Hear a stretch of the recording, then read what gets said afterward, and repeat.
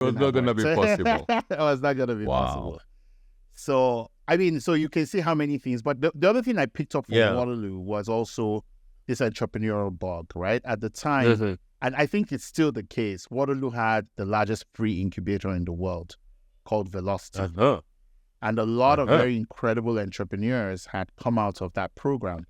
I didn't know that, Aboyeji. Yeah. So people like Eric Mikogovsky, who invented Pebble. They were very early in YC. The founder of Instacart, Apurva, was also from Waterloo. And actually, the weird thing about Waterloo, there was this, people always talk about school dropouts in this, at that time, they talked about them in this reverential way. Before there was Mark Zuckerberg, there was Mike Lazaridis, who was the founder of BlackBerry. And he was such a towering figure for us at our campus because you had this incredible BlackBerry buildings next door to us, right? Yeah. And we were. Yes. So we were at the BlackBerry founder. Yes. So I was saying that, he had such a towering presence, but he was a dropout from University of Waterloo. So essentially, being in that kind of environment, you quickly realized that entrepreneurship and making technology was a viable path to prosperity and wealth. And that was something I thought about a lot. And that I had a friend, Pierre Aris. I met him on the first day of school randomly. But because we had cooperative terms that were opposite to each other, he would be on campus when I was off campus. So he went to Silicon Valley. One term, we happened to be on the same stream. That's what we used to call it, a stream. And I met him randomly I met him randomly in the campus cafeteria. And he just started telling me about everything that they had been doing in Silicon Valley. And I got really, really intrigued. So that was when, and then around the same time, Apple was giving BlackBerry a thrashing in the market. Correct. It was 2009, 2010. So that was, that was a backdrop for me getting into entrepreneurship. It was this brand new world where Mark Zuckerberg was building Facebook and, Apple was trashing BlackBerry. And how old were you then? I was, I was about 19, 20 at the time. So very, very early in my life. And I think watching that ecosystem evolve really played a big role in how I saw technology and technology ecosystems going forward from there, because I really recognized that there was something very powerful about entrepreneurial ecosystems, right? They had the ability to transform landscapes, transform lives. But anyway, fast forward, I came back to Nigeria. Nigeria. Which year was this? In 2013. July 2013. July 5th, 2013 was when I came back. Okay. Then I was starting my second company. My first company hadn't done too well. And my belief was, maybe I'm solving problems for Canadians, and Canadians don't have many problems. You know what I mean? And so I thought, let me try and solve problems for my people that I know well. And I moved back in Nigeria now. Back to Nigeria. I tried to build a startup. The startup didn't quite work. And so I next year I moved to Lagos. I thought maybe, because at the time when I first came in, I was in Abuja. Then I moved to Lagos, the capital. Then I moved to Lagos in 2014. And that was when things really, really rocket shipped for us. So, because that was the year I started, I co-founded Andela. And, from there, the rest has been history. The rest has been history. For me, what I'm doing now, that was the question you asked. I'm spending a bit of time in Yaba. I'm spending a lot of time in Yaba, actually. Trying to go back to the ecosystem roots, and rebuild the entrepreneurial ecosystem pretty much from the ground up. Because what had happened, I think, from 2018, 2019, when a little bit too much money started to come into the ecosystem, that people started to believe money was the only thing that mattered. Yeah.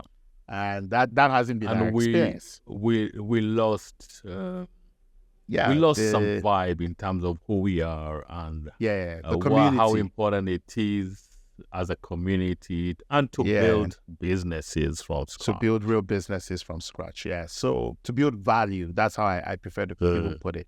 It's not just about businesses, but there was an ethos in 2013, 2014, 2015, 2016 even, where people really wanted to focus on value.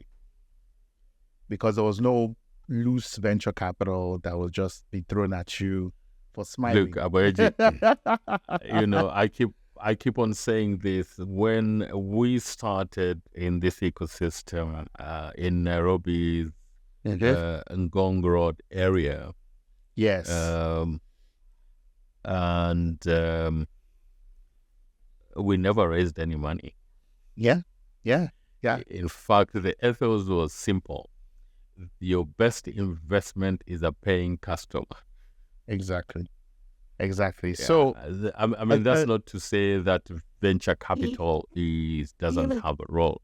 It certainly has a role, and a big role to play. But I think if we forget the fact that first and foremost we have to build to last sustainable businesses, then we get into a point where we are more raising money than building business.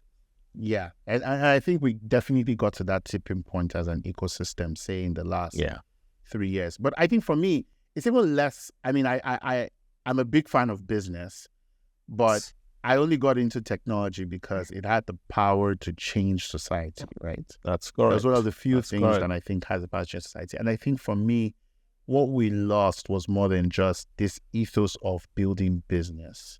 Because for some people, fundraising is a business, right? And they're paying customer as an investor. So that is correct. That is correct. But I think it's about, what are you doing to impact lives? Which is the one thing I would say, the class, I like to think about them in classes. The class of 2014, they really understood it. They really, really understood it. And I would even argue even some of the class of 2016, right? It was really about how do you build value. But by the time, we had a dip, we had a little bit of a boom up until maybe 2019. Then we experienced a dip during the pandemic. I think the biggest challenge we had was as the ecosystem scaled, the social infrastructure did not scale with it. Expand on that. Explain that. So that is a profound statement you've just made. Yeah. So you think about platforms like iHub, you think about CC Hub, which tried their very best, but at the end of the day, the ecosystem scaled faster than their social infrastructure. You know what I mean? So I get you. I remember if we had issues, we would trash them out on the 6th floor of CC Hub. As an ecosystem, there were pitch nights. There was a place to go when you wanted to see the startup ecosystem, right? Mark Zuckerberg wanted to see the startup ecosystem. He didn't go to, Aso Rock first to look for us. He came to Yaba. He did. He came to Yaba. So and the same in Nairobi. In Nairobi, right? He came to iHub. iHub. Correct. So what happened was, as companies scale, they scale the paths from the ecosystem, right? Both physically and I don't know whether you'd say socially or spiritually. Yeah. Would you say there was a case of not enough paying it forward? Yeah. I mean, that's precisely the point I'm making, right? Like the social infrastructure, there were no norms. There were a lot of newcomers. There were no norms. A lot of people didn't make it a point of duty to institute some sort of culture Yeah. around Yeah. the engagement of being a startup. We didn't have time to build a culture, a startup culture. And so what happened with the incursion of money into the ecosystem is people just started making their own rules. Yeah. Yeah. People And to started some making their own extent, rules. forgetting where we came from. I'm forgetting where we came from.